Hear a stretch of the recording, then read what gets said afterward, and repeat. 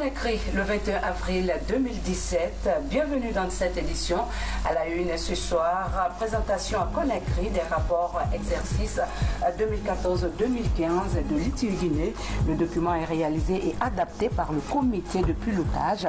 L'objectif est d'informer le public sur le revenu de distribution du secteur extractif. Conakry abrite les travaux de la 8e édition du colloque international sur les langues africaines. Chercheurs et linguistes ont quelques jours pour réfléchir ensemble sur le chemin à emprunter pour l'introduction des langues dans les universités. Un mot de sport, le patinage. Un Guinéen dirige désormais les destinées de la Confédération africaine de football sur patin à roulettes. Mesdames et messieurs, bonsoir. C'est avec joie que je vous retrouve pour une nouvelle édition d'information que nous ouvrons sur ce message départ destiné à son Excellence, Monsieur François Hollande, président de la République française. Excellence, Monsieur le Président et cher ami, c'est avec une profonde consternation que le peuple de Guinée, son gouvernement et moi-même avons appris la triste nouvelle de la fusillade survenue sur les Champs-Élysées, provoquant ainsi la mort d'un policier et d'autres blessés graves. Je voudrais, au nom du peuple et du gouvernement guinéen, ainsi qu'à mon nom propre, adresser à vous personnellement, au peuple ami français et particulièrement aux familles éplorées, mes condoléances les plus attristées. La République française est encore une fois victime de la folie meurtrière de cette bande de fanatiques aveuglés par l'extrémiste propre aux adeptes du terrorisme. Mon gouvernement et moi-même condamnons avec énergie ces actes barbares, odieux et insensés qui restent sans commune mesure, tout en vous réitérant ma profonde compassion. Je vous prie d'agréer, Excellence, Monsieur le Président et cher ami, l'assurance de ma très haute considération. Signé professeur Alpha Condé, président de la République.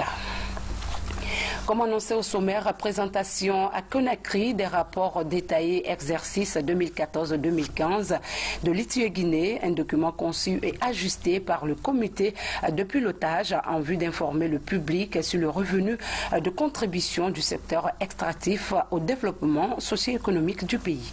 Adi Camara nous signe ce reportage. C'est en 2005 que la Guinée a adhéré à l'ITU international.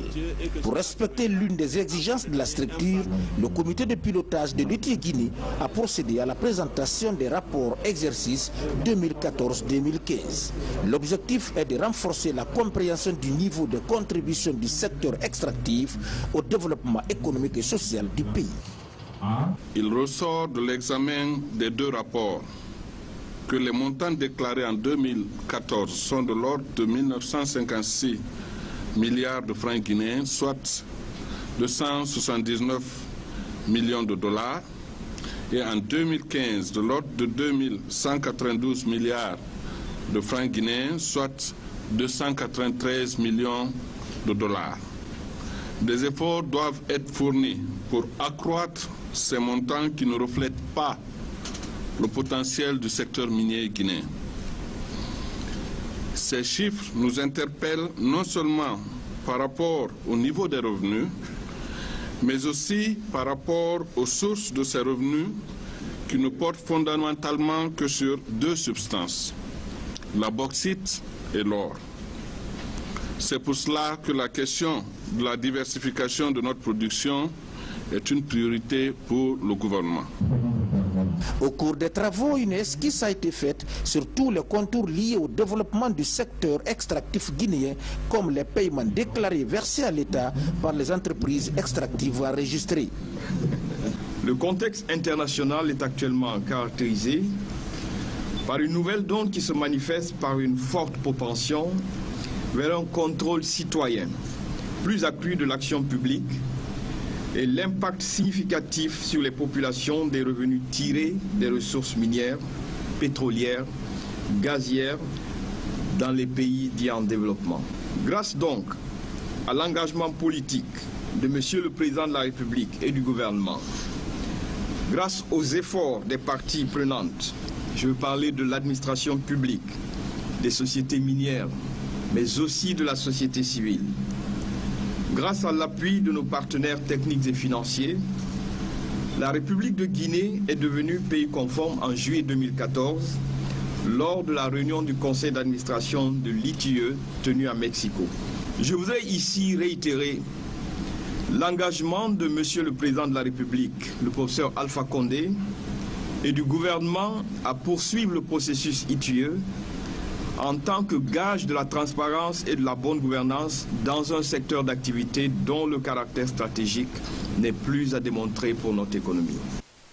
Ces rapports s'inscrivent dans le cadre des activités de l'ITIE Guinée et des propositions ont été faites concernant les orientations pour consolider la gouvernance publique des industries extractives en Guinée.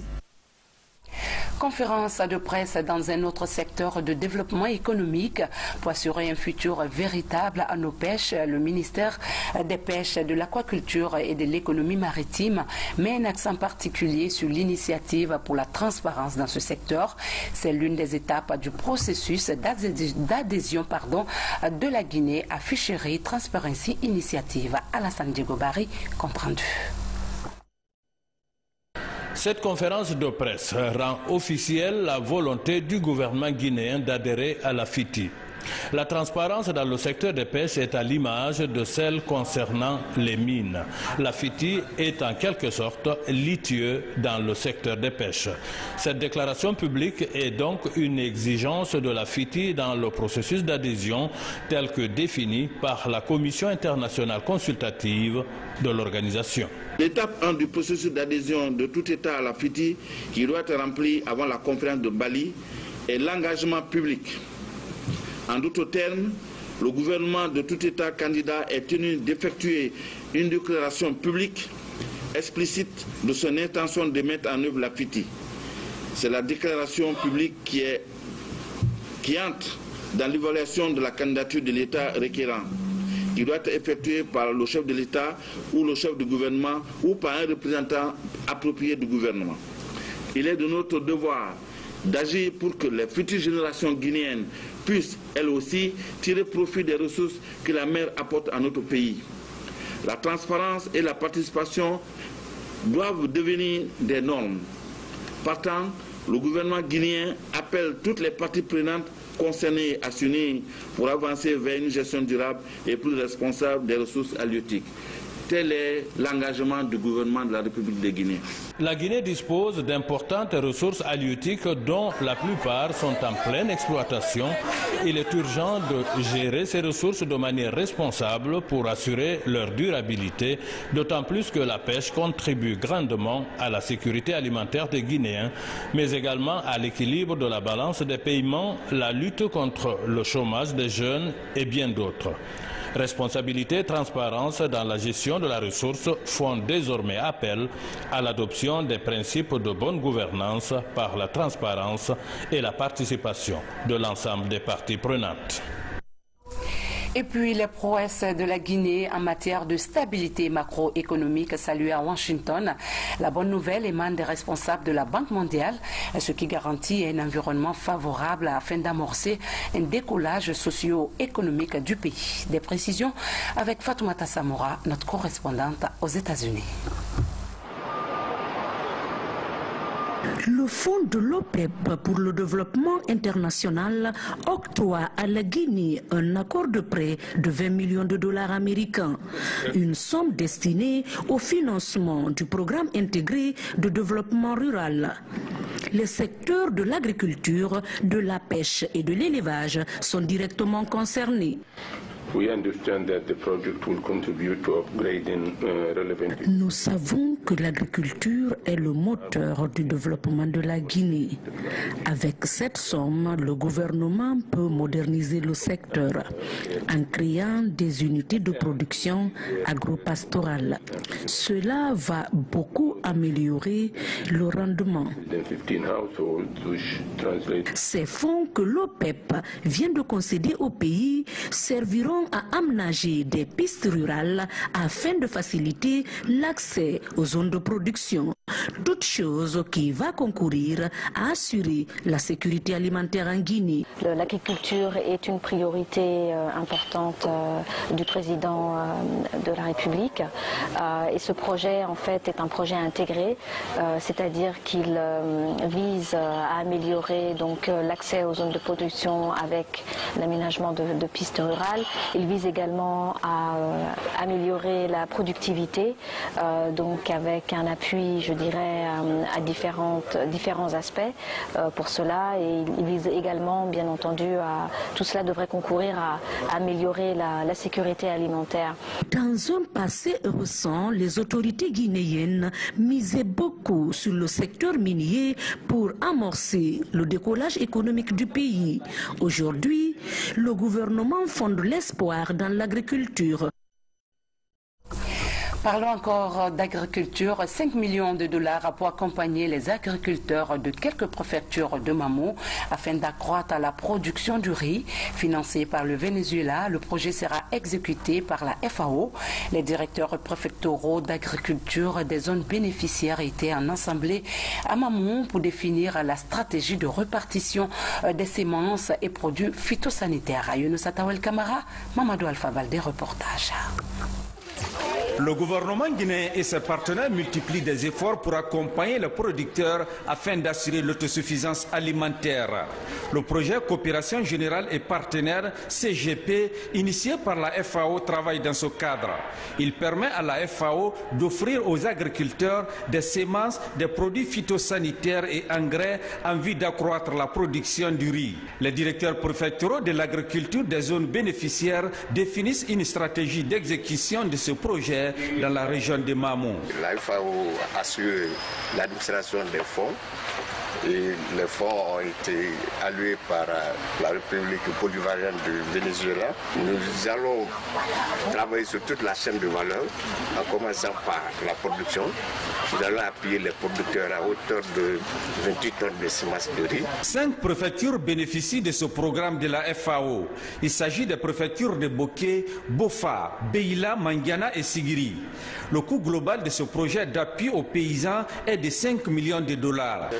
Nous avons pour objectif ici de faire en première position l'identification des bénéficiaires. Les bénéficiaires qui sont jusqu'à la base, nous allons les identifier. Et après l'identification, nous allons procéder à la distribution des intrants que la FAO a mis à disposition, tels que la semence de riz, il y a l'engrais, le NPK, l'urée, il y a aussi des décortiqueuses et des batteuses. En attendant le démarrage effectif du projet, le ministère de l'Agriculture, en partenariat avec la FAO, est sur pied pour la répartition équitable des intrants agricoles dans les préfectures concernées. Comment impliquer les jeunes et les femmes à la technique de suivi et évaluation des redevances minières? La question a fait germer un projet financé par le 10e Fonds européen pour le développement à travers le programme d'appui aux organisations de la société civile. Le projet présenté à Kindia doit toucher les zones de cette localité et Forêt-Carrière. Reportage à Aboubacar Junior Camara. La participation des jeunes et des femmes dans le suivi des obligations légales des entreprises minières est le titre de ce projet. Financé par le 10e Fonds européen pour le développement, ce programme vise à impliquer les acteurs dans la gestion. Conformément au nouveau code minier, 5% du chiffre d'affaires des entreprises minières doivent être payés à la communauté pour son développement. Mais la répartition de ce montant entre les différentes localités concernées pose problème. On vous annonce un chèque, on le publie, mais après, les populations n'ont aucune suite sur, n'est-ce pas, la suite réservée au chèque. Et ça, c'est le CPD, donc le conseil préfectoral de Kindia, qui est censé repartir cet argent-là de manière équitable en fonction, n'est-ce pas, des besoins des 10 collectivités de Kindia. Donc en fait, la redevance minière à ce moment-là répondrait automatiquement à son objectif de développement économique, social et culturel. Les obligations sociales et environnementales sont incontournables pour exploiter rationnellement les mines en Guinée.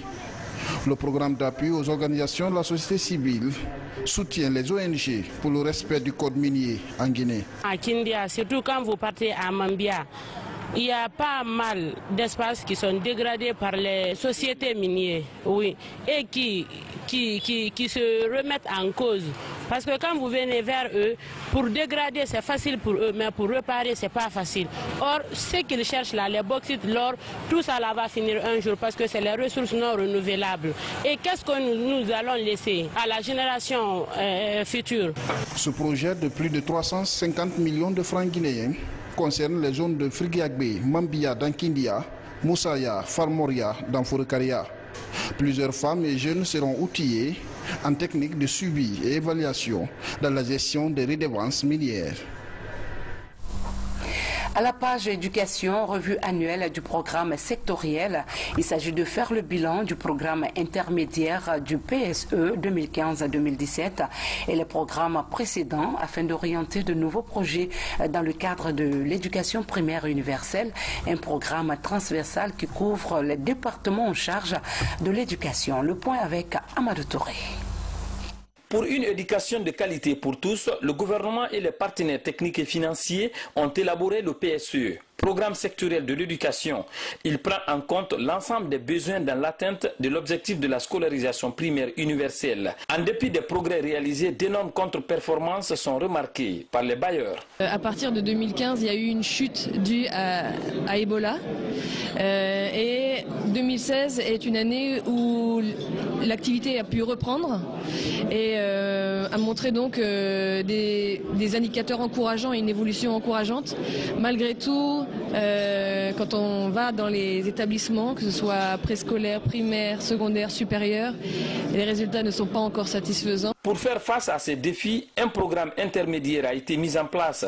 Il s'étend de 2015 à 2017 et prend en compte les défis auxquels les secteurs de l'éducation sont confrontés. Je tiens d'abord à remercier tous les partenaires techniques et financiers de notre système éducatif et pour tout ce qu'ils font afin d'aider le pays à faire face aux défis à relever dans ce domaine.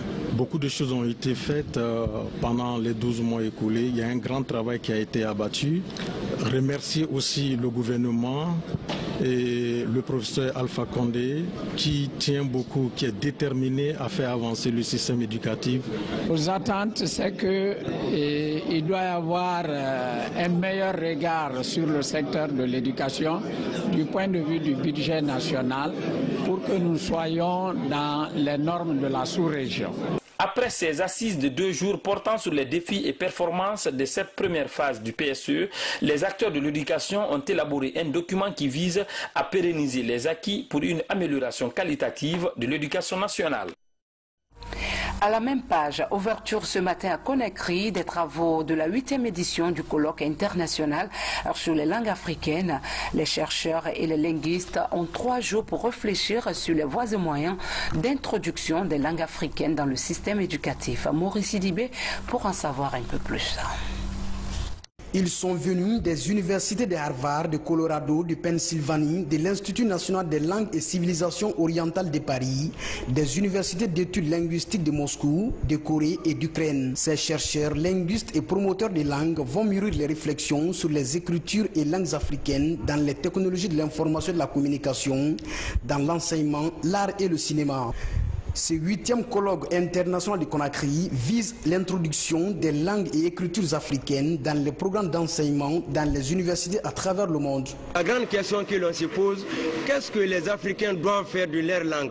Est-ce qu'il faut les abandonner pour se brancher complètement aux langues occidentales ou il faut les réaménager pour permettre un développement de l'Afrique? C'est plusieurs panels qui seront débattus qui vont permettre réellement de trouver des conclusions qu'on peut soumettre réellement au gouvernement puisque c'est des spécialistes qui sont là, africains, afin que les langues africaines puissent intégrer les développements de nos pays africains. Le choix de Conakry pour cette 8e édition s'explique par l'introduction des programmes UNCO à l'université Kofi Annan de Guinée, à l'image de celle de Harvard aux États-Unis.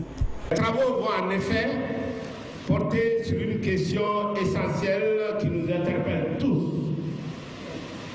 Les progrès des langues africaines dans les sciences et dans les professions. Les progrès sont à l'œuvre dans l'emploi des langues africaines qu'il devient possible de les mettre au service des activités les plus modernes, ce qui passe d'abord évidemment par leur transcription et des usages écrits. Je vais vous rassurer que Conakry s'ouvre au monde entier. Bamako est reconnu par la photo, Ouagadougou par le cinéma, Abidjan par la musique. Dans 10 ans, dans 20 ans, notre souhait, c'est que Conakry devienne la capitale africaine du livre. L'alphabet phonétique Nko a été inventé en 1949 à Bingerville en Côte d'Ivoire par le Guinéen Souleymane Kanti. Le colloque de Conakry intervient à un moment où l'Nko prend de l'envol dans les programmes d'enseignement à travers le monde. Toujours dans l'actualité nationale, le ministère de l'Administration du Territoire et de la Décentralisation et le programme d'appui aux communautés villageoises viennent de publier un rapport sur la représentativité des femmes dans les structures associatives et publiques dans le monde rural. Le document relève une faible intégration de la couche féminine dans les instances de prise de décision. Mohamed Lamine Kamara, Saluba, reportage. Elles sont nombreuses et dynamiques dans le secteur informel, mais dans les instances de prise de décision, les femmes sont sous-représentées. C'est le résultat d'une enquête sur la représentativité des femmes dans le processus de développement des collectivités décentralisées du pays. L'étude est réalisée dans 14 communes rurales du pays. Le principal bénéfice de cette étude, c'est déjà d'avoir une connaissance approfondie des problèmes, des relations entre hommes et femmes sur le terrain en matière de participation aux prises de décision politiques et économiques. Le rapport de 200 pages identifie les barrières qui freinent l'intégration des femmes dans les structures de décision. Les techniciens de la décentralisation et les cadres du ministère de l'Action sociale passent en revue le document avant sa vulgarisation. On est en train de discriminer nous-mêmes par notre éducation. Et on ne le fait pas même de la mauvaise foi, mais c'est qu'on ne se rend pas compte. Donc c'est une étude qui met en évidence, c'est qu'on banalise. Or, en fait, les femmes ont beaucoup de difficultés à franchir les barrières. Je pense que ce document doit être pris au sérieux, ce document doit être exploité suffisamment, ce document doit être mis en œuvre. Il ne s'agit pas de le ranger dans les tiroirs. Il s'agit d'en faire un outil de travail sur le terrain. La prise en compte de ce rapport permettra d'améliorer la représentativité des femmes dans les structures de décision, mais aussi accélérer le processus d'autonomisation de la femme guinéenne. Un détour à l'intérieur du pays, plus précisément dans la région de l'Abbé, où a été lancé le projet d'appui à la gouvernance locale.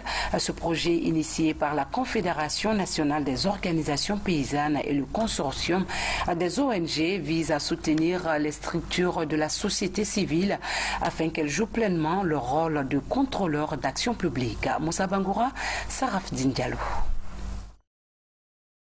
Projet d'appui à la gouvernance locale, c'est le thème des journées de réflexion organisées dans la région de l'Abbé.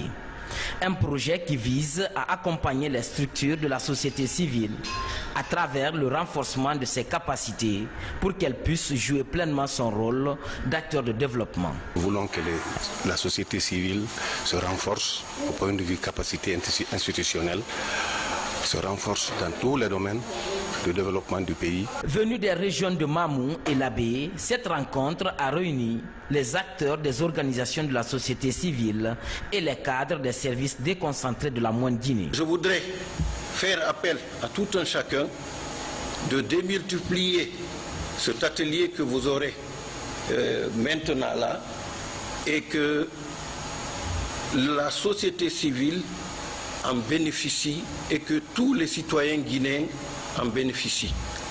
Le projet va durer 13 mois. Il est piloté conjointement par la Fédération nationale des organisations paysannes et le consortium des ONG. Le financement est assuré par l'unité de gestion PASOC à travers l'Union européenne à hauteur de 800 millions de francs guinéens. Pour être à l'avant-coureur de la lutte contre la prolifération des armes légères, l'implication de tous est souhaitée. Les organisations non gouvernementales se sont imprégnées des notions de renforcement des capacités.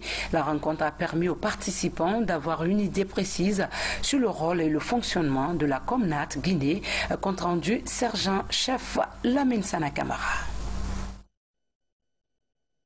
Renforcer la capacité des organisations non gouvernementales dans la lutte contre la prolifération et la circulation illicite des armes légères et de petit calibre, c'est la toile de fond de cet atelier de formation qui regroupe une dizaine d'ONG. C'est une initiative du ministère de la Défense nationale à travers la Commission nationale de lutte contre les ALPC. À travers des communications très enrichissantes, nous avons réussi à faire des recommandations au sortir de cette rencontre, des recommandations à la Commission, des recommandations qui vont dans le sens de la mise en réseau des organisations de la société civile qui sont vraiment engagées dans le cadre de cette lutte contre les armes légères et de petit calibre.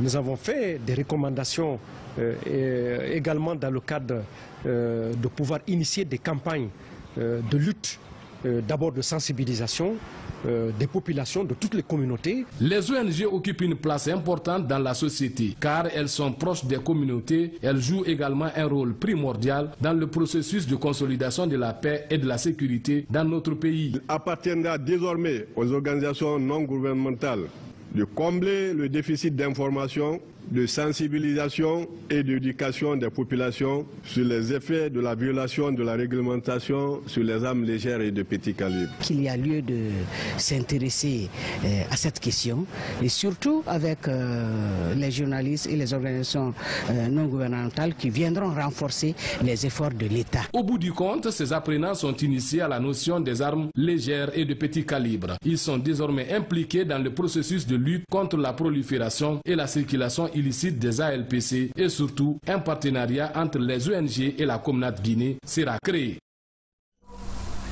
Canal Plus revoit ses prix à la baisse. Cette réforme sur le tarif d'achat des décodeurs répond à une attente formulée par les abonnés de Canal Plus. La cellule de communication, à travers une conférence de presse, donne plus de précisions sur les raisons de cette motivation. C'est un public reportage signé Fatima Diallo. Depuis le 7 avril, le décodeur Canal Plus est vendu à 90 000 francs guinéens contre 160 000 au départ. Cette offre s'étend sur toute l'année avec des programmes taillés sur mesure. À travers ce nouveau plan tarifaire, le premier distributeur d'images en Guinée se veut plus proche de sa clientèle. Le décodeur est passé de 160 000 à 90 000 et ce prix sera valable toute l'année. Il ne s'agit pas d'une offre promotionnelle ponctuelle, c'est bien une baisse de prix du décodeur pour renforcer la politique d'accessibilité de Canal+, d'une part par son matériel et d'autre part par ses contenus qui seront enrichis au fur et à mesure de l'année 2017 par de nouvelles chaînes, par de nouveaux programmes. Ce nouveau plan tarifaire est très concurrentiel. Il reflète toutes les bourses et fait du client le véritable maître de son bouquet. Alors, vous avez déjà la baisse du prix du matériel qui a été lancé, le paiement mobile qui permet aux clients de se réabonner quel que soit l'endroit où ils se trouvent et à n'importe quelle heure de la journée, donc par notre partenariat avec Orange. Donc le client a la possibilité de se réabonner via le paiement mobile.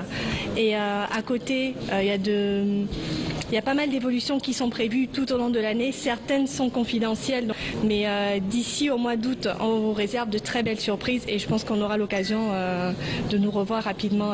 En plus de la baisse du prix du matériel, Canal Plus met en place Iroko Plus qui permet de télécharger des programmes à 16 000 francs guinéens.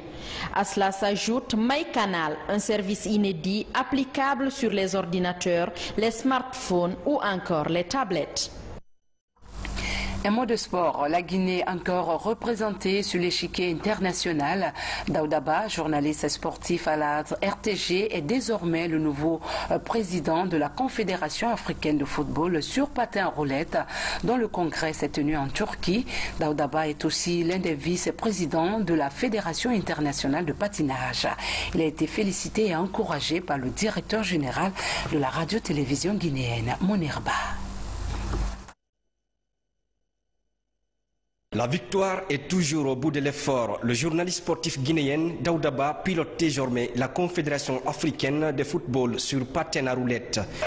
En reconnaissance du soutien de ses collègues, Daoudaba présente sa médaille au directeur général de la RTG Koulioma. C'est un grand honneur pour la RTG que le président de la Confédération africaine de patinage vienne de notre maison.